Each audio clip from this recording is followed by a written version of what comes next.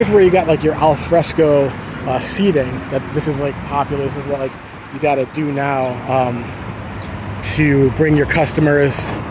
It's sort of it's not necessarily expected at this point, but it's like definitely a benefit to have that kind of space. There's no seats out there right now, but I'm guessing they would put them.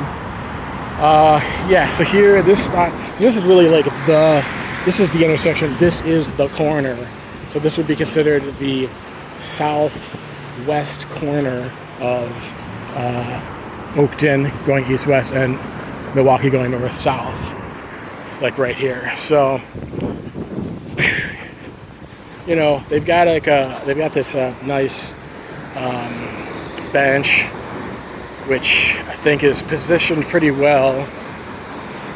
And you're always like, when you're in this kind of area, like in this zone, like you really got to keep a watch out for like cars coming, people on bicycles, motorized bicycles, skateboards, which are announce themselves pretty well with the clackety clack of the wheels on the cracks. And but yeah, as far as skill right here, I don't know. I mean, it'd be, it's like this, you know, again, you don't want to drop stuff in the street. So it's, you know, like if you were, now I don't know the rules about street performing around here, and this garbage can is not making it easy either, but if you were like to be juggling right here with a can out or a, you know, a bag out, trying to, you know, get a couple coins, I'm not sure. That is a possibility, as long as someone's not sitting right there. But that's not really skill space. That's more like sticking to your one spot, trying to present an opportunity for someone to give you $1, hopefully a $5. And the other thing, the big problem I would say about this area is that, one, the good thing is a lot of people are going to see you. You have a, you know, which is, but they don't have an opportunity because they're waiting for the light to change. So you're gonna have a lot of people who are like, oh, cool, like a juggler. What is that crazy thing with a piece of string and a ball and a stick? What are those hoops? Like, you're probably not gonna be doing hoops there either. But you know, cigar boxes, maybe, you know. But yeah. So again, a place that's probably unlikely or not good, or do it once and you're like, yeah, that didn't work. Do it for 90 seconds and see how it goes. Probably not. Here's a nice a customized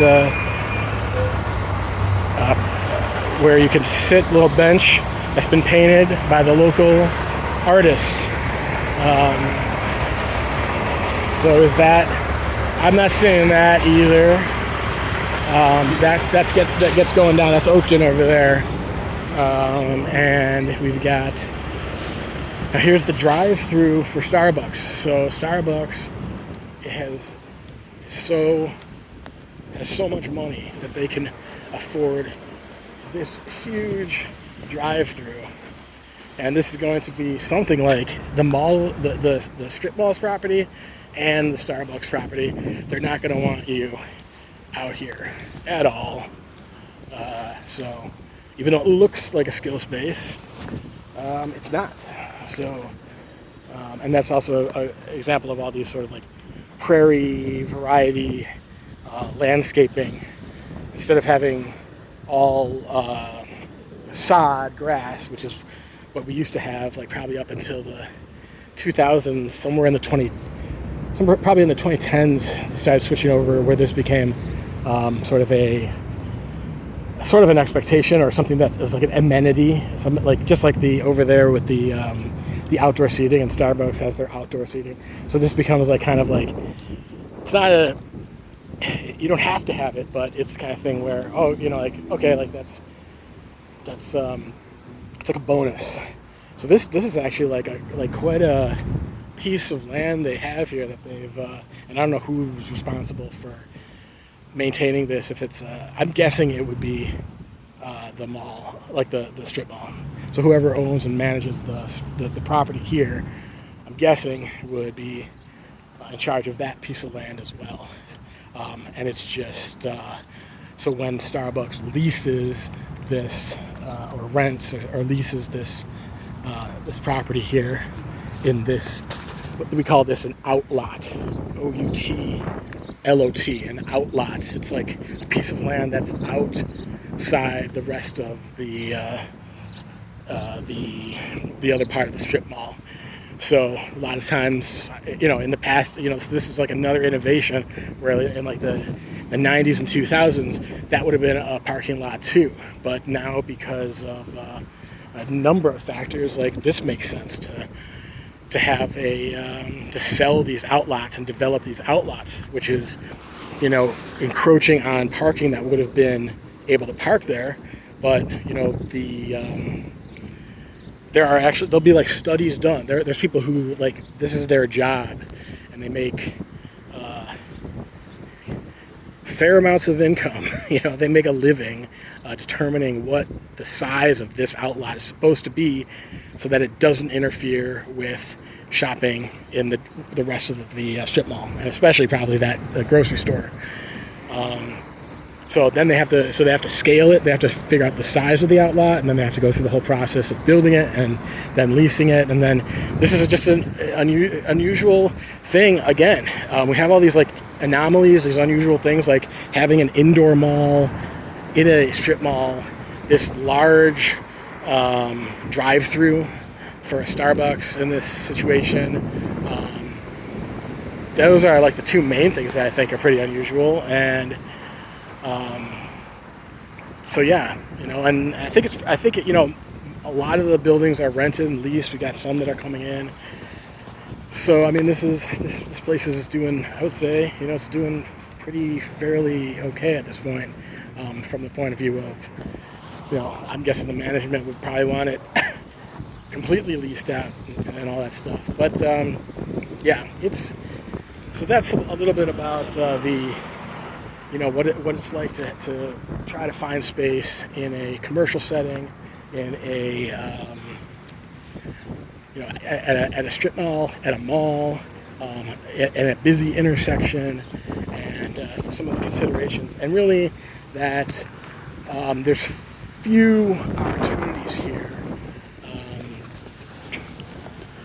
It's really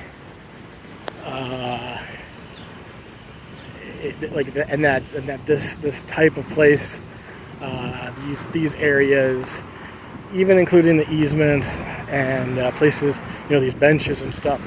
This is just not the kind of place to look. Although definitely get to know your neighborhood and your stores and stuff. So as far as skill space is concerned, and even here with a larger easement, it's the same thing. It's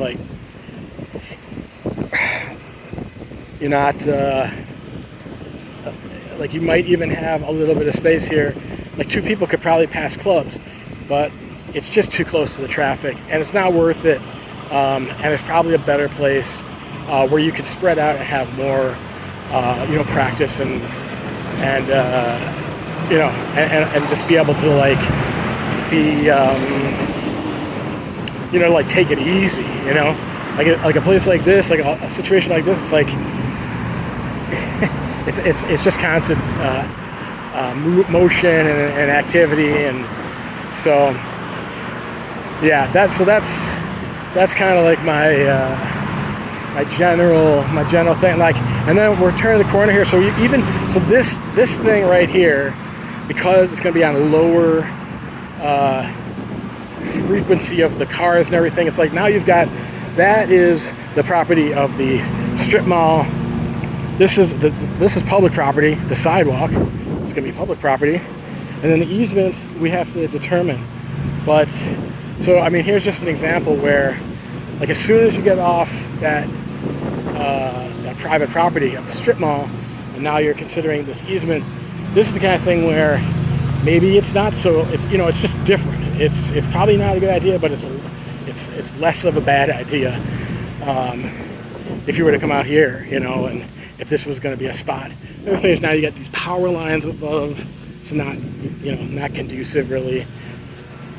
And yeah, overall, like, yeah, this is not really a good spot. So, but it does give you that example of that. Even as soon as, like, it's like how the environment changes literally from turning a corner and then now being on the other side of the strip mall and being on the sidewalk and then the easement off of it to basically this is a side street. You got less frequent traffic, and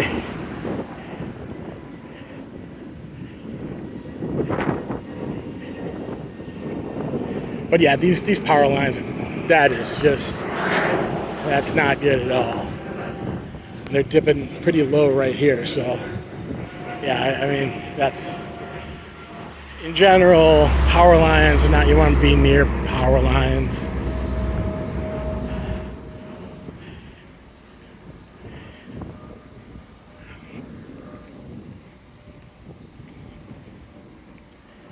Well, I might as well round it about, I guess, since I'm all the way this far.